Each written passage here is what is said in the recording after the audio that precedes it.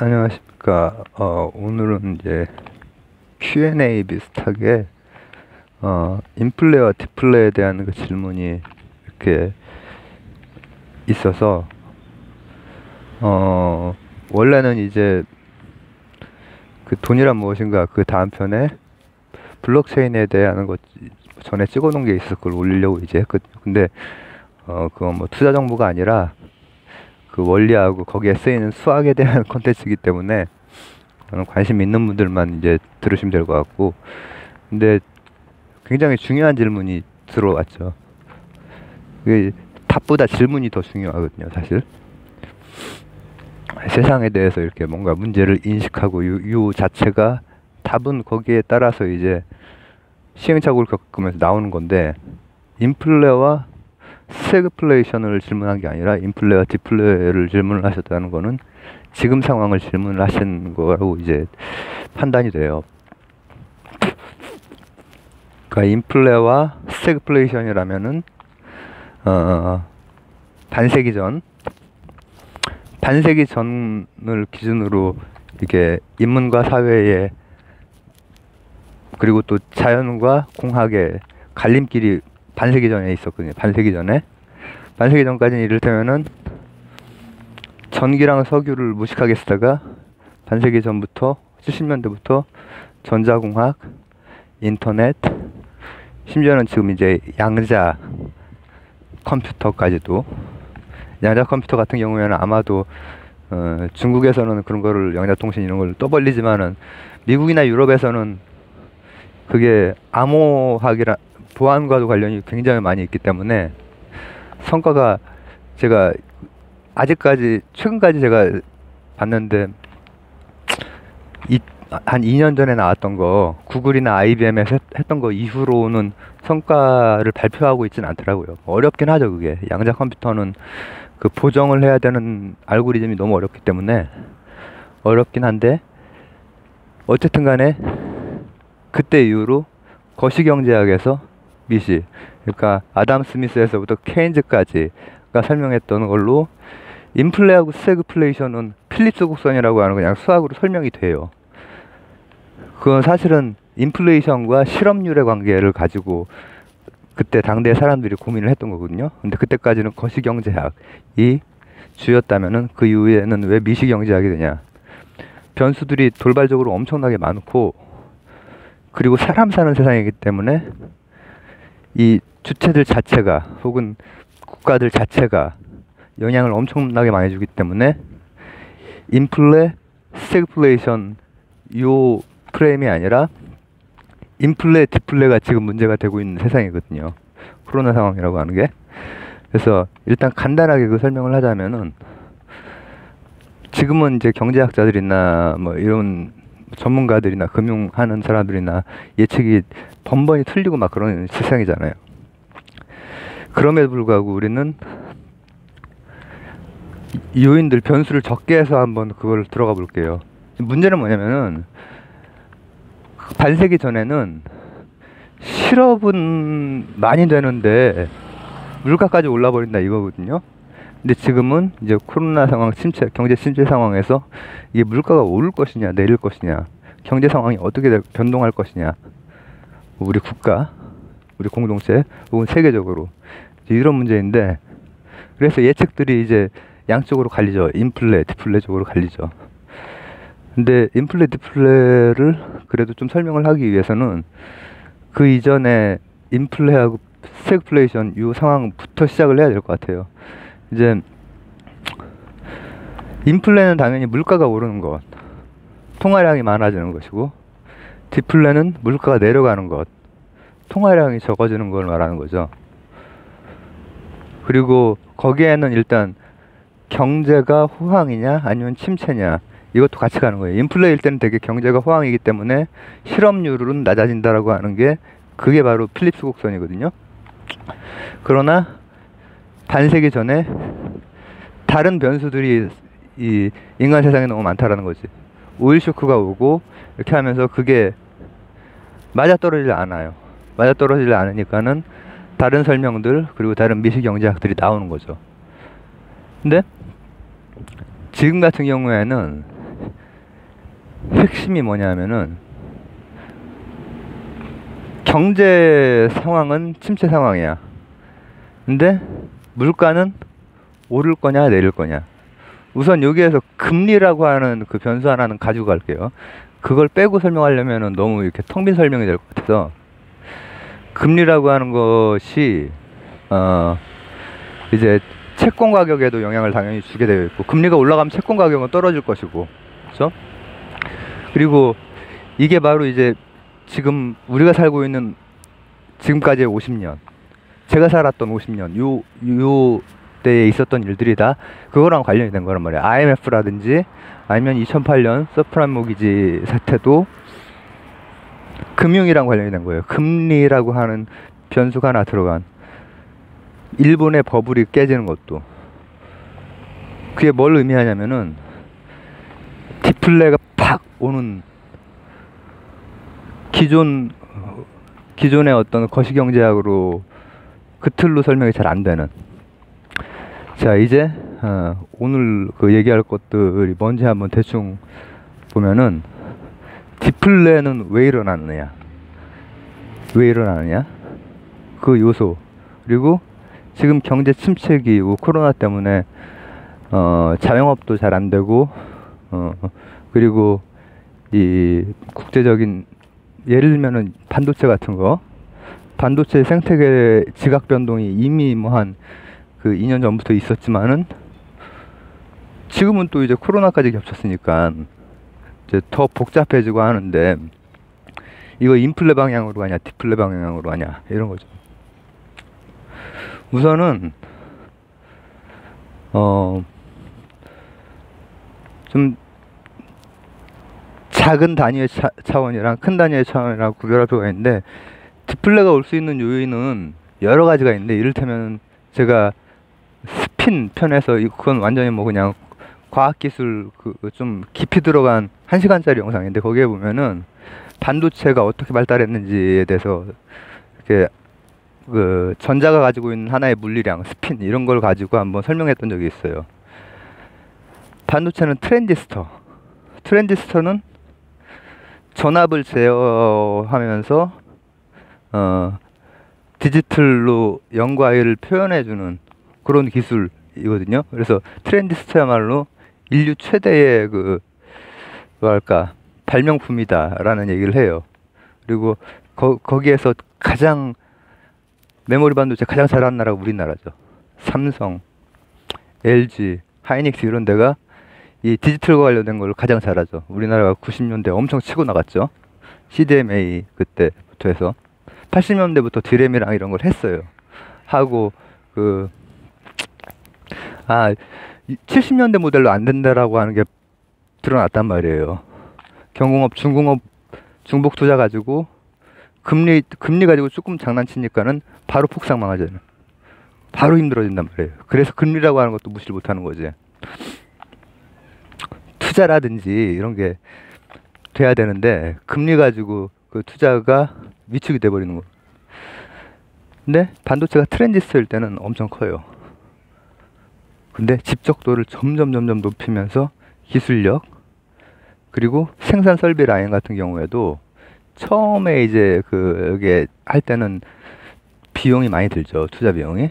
그러나 거기에서 한 개 생산되는 한 개 비용이라고 하죠. 이거는 이제 뚝 떨어진단 말이에요. 그래프가 이렇게 된단 말이에요. 한 개 비용 체감의 법칙. 그러면은 가격이 떨어지는 거예요. 실제로는 성능에 비해서. 컴퓨터를 제가 어렸을 때 80년대 컴퓨터를 살 때 그때 당시 돈으로 100만 원이 넘었거든요. 근데 지금도 100만 원 가지고 조립해서 살 수 있잖아요. 그럼 디플레이션이 엄청 된 거지. 컴퓨터라고 하는 거대한 기계, 예전에 그 모니터랑 막 이 본체랑 엄청나게 큰 기계에서 지금 이제 얇은 뭐 노트북이 됐건, 아니면 이것도 하나의 컴퓨터죠. 가격이 엄청나게 떨어진 셈이란 말이죠. 그렇기 때문에 그런 기술 혁신이 있고, 또 뭐라고 하면 좋을까,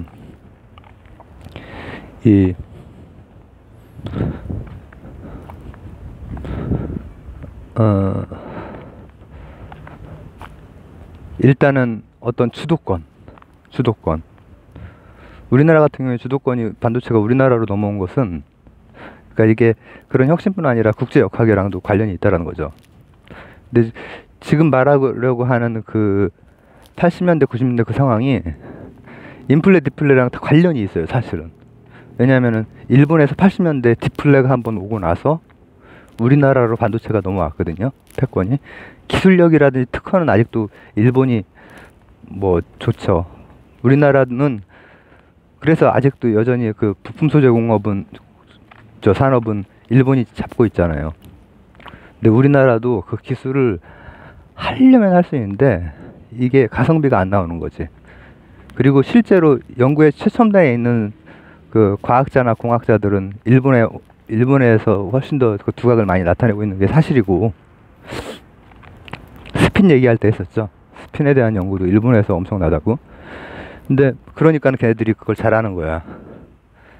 그 나노 단위의 공정 같은 걸 엄청 잘한단 말이죠. 우리나라는 그걸 하려면은 할 수 있는 그 이론적인 걸 알아내고 또 구현도 어떻게 해볼 수 있는데, 생산 설비 라인 깔린 거는 지금 대량으로 어느 정도 성능의 것들을 대량으로 생산할 수 있는, 그걸 가지고 경쟁력을 가지고 있는 거죠.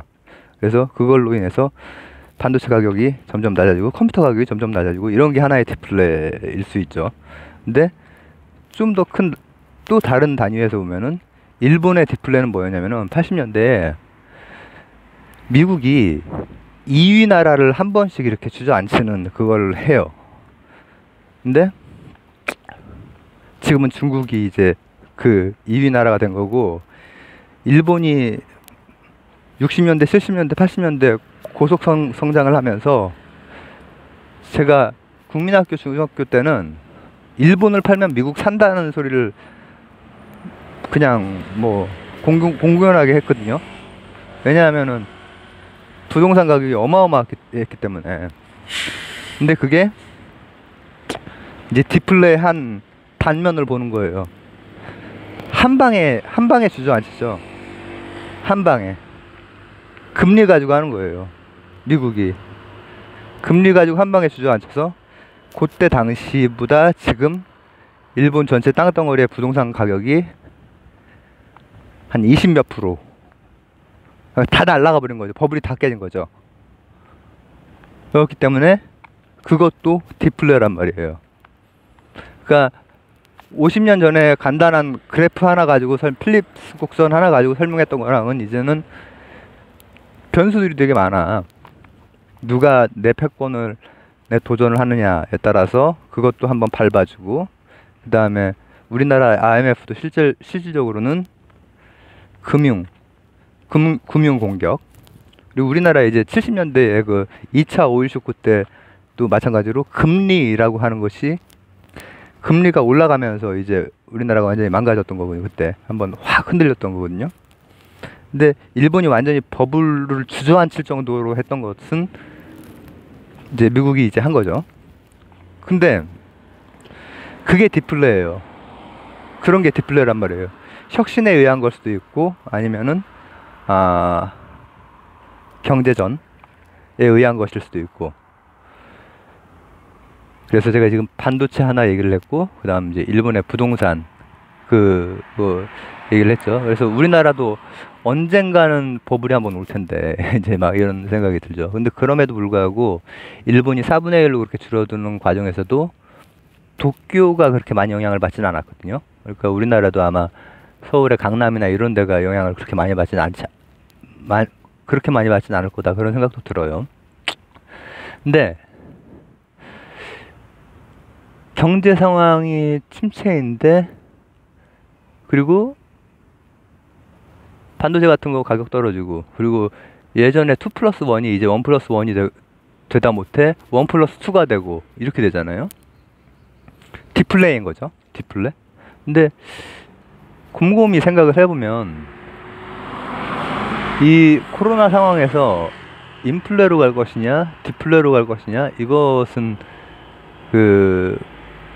뭐 예측을 하는 사람마다 다르게 예측을 하지만은, 예전처럼 그런 고전 경제학적인 어떤 개념이나 말끔한 아름다운 그래프 하나로 설명을 할 수가 없는 것이 요인들이 기술적인 요인, 산업적인 요인, 그리고 국가 간의 금융 싸움 등등이 많이 있기 때문에 인플레라고 하면은 경제는 침체가 되는데 가격은 오르는 거죠. 근데 디플레 같은 경우에 이제 경제 침체 상태에서 스태그플레이션이랑 뭐 많이 다르진 않죠. 거품도 깨지고 물가도 하락하고 이렇게 되는 거란 말이죠. 근데 2008년과 지금 2021년을 비교해 보면은 미국의 이제 서프라임 모기지도 마찬가지로 디플레의 거품이 깨지는 한 장면을 보여주는 거예요. 거기가 이제 유색인종들이 많이 거주하는 그런 곳, 뭐 이제 예전부터 디트로이트는 그런 문제들이 있었거든요. 미국의 이제 중산층에 편입하지 못한 사람들의 그 문제들이 늘 있었는데, 하여튼 그쪽 동네에 서프라임 모기지라고 해서 신용등급을 바로 다음 단계 신용등급을 주고 이제 대출을 해주고 했던 거예요. 근데 그때는 결국은 붕괴로 디플레로 갔죠. 그건 뭐냐면은 그걸 우리 같은 일반인들이, 제가 금리를 그래도 얘기한 이유가 뭐냐면은 우리 같은 일반인들은 뉴스 이렇게 해도 저 사람 말이 맞는 것 같다가 이 사람 말이 맞는 것 같다가 이렇단 말이죠. 근데 금리라든지 아니면은 금융권, 그러니까 미국의 금융기관, 은행, 그리고 여러 그때 파생 상품들 팔았던 그 투자기관들 있죠. 이런 데가 2008년 당시에는 줄도산을 했죠. 줄도산. 그럼 버블이 깨지는 거예요. 일본이 부동산 버블이 깨졌던 것처럼 디플레란 말이에요.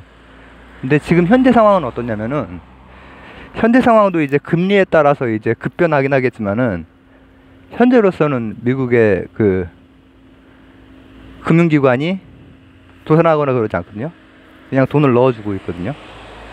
2008년에도 선택적으로 했어요. 사실 2008년에도 어떤 데는 그냥 부도 나는 데로 놔두고 많이 줄 부도가 났죠. 건실한 데도 다. 왜냐면 그때 이 뭐라고 하면 좋을까, 돈을 계속 그 유동성을 계속 돌게 하기 위해서 부실채권을 묶어서 파생 상품을 너무 많이 냈거든요. 그 얘기는 제가 이제 내가 나중에 지금 올렸는지 안 올렸는지 모르겠는데 걸도록 하겠습니다. 2008년 상황을 제가 얘기했던 게 있거든요. 근데 지금은 그렇게 구조조정, 그러니까 뭐 부도 이렇게 나서 파산하고 그렇지 않거든요. 은행이나 이런 데가. 그렇기 때문에 디플레 반대인 인플레로 갈 수 있다는 거죠. 침체 상황이고 코로나 상황인데 인플레로 갈 수 있다는 거죠. 그리고 이를테면은 일본 같은 데에도 이제 미국 눈치를 봐야 되고 미국 채권도 또 하나 줘야 되고 하지만은 자본을 바깥쪽으로 많이 돌렸다가 최근에 들여온단 말이에요. 이제 우리나라도 바깥쪽에다가 뭐 공장 세우고 이런 거 많이 하죠. 일본이란다. 그 중국이라든지 아니면 아시아 쪽이라든지 심지어 미국 쪽에도 우리가 삼성이라든지 이런 데가 그 설비 라인이 좋잖아요. 그걸로는 세계 최고란 말이죠. 하여튼. 근데 그런 것들을 들여오느냐 마느냐 이런 그게 있는데, 들여왔을 때는 일단은 디플레 쪽이 아니라 인플레 쪽으로 가는 거예요. 들여오면은 예를 들면은 우리나라가 됐건 일본이 됐건 바깥쪽에서 돌리던 어떤 시설이 됐건 자본이 됐건 이런 것들을 안쪽으로 들여오는 순간 안쪽에 맞는 임금을 줘야 될 거 아니에요. 그렇게 되면은 임금은 인상이 되고, 그리고 그렇게 되면은 우선은 이제 그 공동체 차원, 국가 차원에서 다 지금 요 뭐라고 하면 좋을까, 난국 이거를 방어를 해내야 되기 때문에 미국 같은 데는 미국의 전략이 있을 것이고, 일본은 일본의 전략, 우리나라는 우리나라의 전략이 있을 텐데, 이 전략을 세울 때 디플레가 안 오게 하는 쪽으로 전략을 세울 거라는 거죠. 디플레가 안 오게 하는, 디플레로 한번 푹 싹 이렇게 한번 내려앉으면은 다시 일어서는 게 굉장히 힘들다라고 하는 것이 일본 같은 데를 봐도 알 수 있고, 우리나라도 뭐 마찬가지죠. 이제 IMF 때문에 굉장히 오래 고생을 했고. 그래서 오늘 질문이 인플레와 스태그플레이션, 이렇게 되면은 그래프 하나로 설명을 깔끔하게 케인즈가 했던 설명으로 하면 좋은데, 인플레와 디플레로 질문이 들어와서 제가 아까 새벽까지 신승훈 얘기를 막 줄줄 하다가 잠깐 눈을 붙였다가 지금 이제 몰골을 보시면 알겠지만은 댓글을 확인하고 인플레와 디플레에 대해서 질문이 들어와서 그걸 지금 좀 즉흥적으로 이렇게 하고 있는데, 그래서 좀 간단하게 요약을 해볼게요. 원래 인플레는 스태그플레이션이랑 교과서적으로는 짝이 지어져 있고, 즉 인플레이션과 실업률의 관계가 역의 관계인데, 그게 무너지는 70년대 오일 쇼크 이런 게 있었단 말이에요.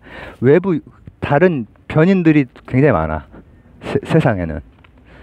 그렇기 때문에 이렇게 고전적인 설명으로 안 되는 거야. 근데 이번에는 코로나라고 하는 또 그 변인이 있고, 거기에 따라서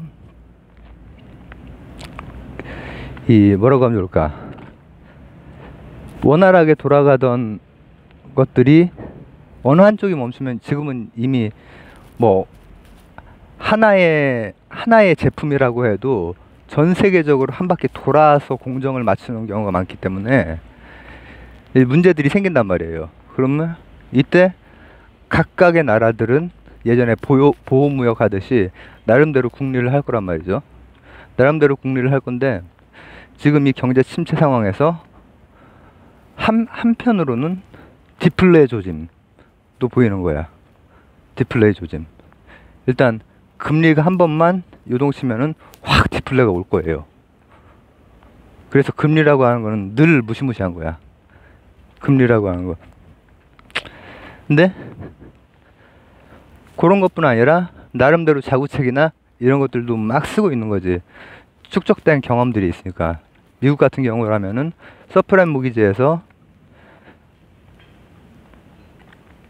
이렇게 줄도산했던 그게 있으니까, 이번에는 금융기관들을 안 죽게 하려고 걔들은 뭐 그냥 돈을 찍어내면 되니까 그렇게 하고 있고, 일본 같은 경우에도 한번 버블 팍 주저앉은 적이 있으니까 그걸 해결하기 위해서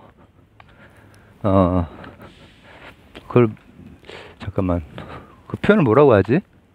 다시 이렇게 돌아온다라고 하는 거, 밖에 나갔던 자본이나 아니면은 어떤 그 기업들을 다시 안쪽으로 들여오는. 근데 그렇게 됐을 경우에는 디플레가 아니라 인플레 방향으로 가는 거지. 경제가 침체된 상태에서 인플레가 일어나고, 그러면서 동시에 침체도 벗어날 수 있도록 나름대로 애를 쓰겠죠. 우리나라 같은 경우도 마찬가지죠. 우리나라도 한번 금융적으로 한번 공격을 받은 적이 2번 받았죠. 2번. 70년대 후반에 2차 오일 쇼크 때도 금리로 공격을 받은 거고, IMF 때는 완전히 투기로, 그냥 금융 투기로 공격을 받은 거란 말이죠. 근데 우리나라도 나름대로 이제 어떻게 해서 경쟁력이라든지 또 뭐라고 하면 좋을까, 지금 우리가 굴리고 있는 그 산업들이 산업들의 그 고리고리가 다 이렇게 뻗어져 있으니까, 뻗쳐 있으니까 세계 그리고 그 전체적으로 이제 반도체 같은 경우에 최첨단 산업인데, 이런 것들도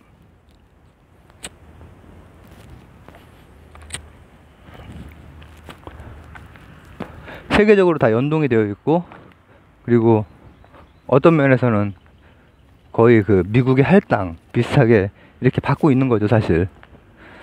근데 이 상황에서도 우리 그 재량권이 있으니까 그걸 가지고 침체이면서 디플레면 더 힘들 것 같다. 그러면 침체이면서 디플레를 막는 쪽으로 할 수 있는 방향들로 제가 볼 때는 이제 방금 말했던 나라들이 다 꾀를 내고 있는 것 같아요. 그리고 우리나라도 경제가 이제 굉장히 이제 침체 국면이지만은 이 상황에서 디플레까지 오면은 이 자영업자들도 이제 다 그냥 힘들어지고 정말 투자가 안 된단 말이죠. 그렇기 때문에 요걸 타개하기 위한 그 리쇼어링이라고 하나? 바깥쪽으로 풀었던 것을 다시 끌어옮기는 거. 근데 어쨌든 간에 어떤 경우에도 금리라고 하는 변수, 요거에 대해서 대처를 해야 될 것이고, 그리고 이제 안쪽으로 들어오면은 안에 필요한 안의 수준에 맞는 그 임금이 지불이 돼야 될 것이고, 그렇게 해서 이제 그 인플레는 자연스럽게 인플레 쪽으로 가게 되죠. 그리고 이제 그게 침체의 늪에서 빠져나올 수 있는 계기가 될 수도 있고, 이게 이제 뭐 기본적으로 인플레와 디플레를 한번 생각해 본 것이고, 근데 제가 변수를 적게 잡고 이걸 설명하기 위해서 기본적으로는 그 경제가 호황이냐 불황이냐, 그리고 또 통화량, 또 금리, 이 정도만 가지고 지금 설명을 한 것이고, 변수들이 굉장히 많아서 아마 경제 전문가들, 학자들, 그리고 금융 전문가들마다 이 예측들이 다 다를 거예요. 근데 기본적으로는 몇 가지 변수 가지고 우리가 그래도 이 사람이 뭐 얘기하는구나, 그 정도로 생각해 볼 수 있지 않을까. 그렇습니다. 그래서 인플레, 디플레에 대한 간단한 얘기였습니다. 감사합니다.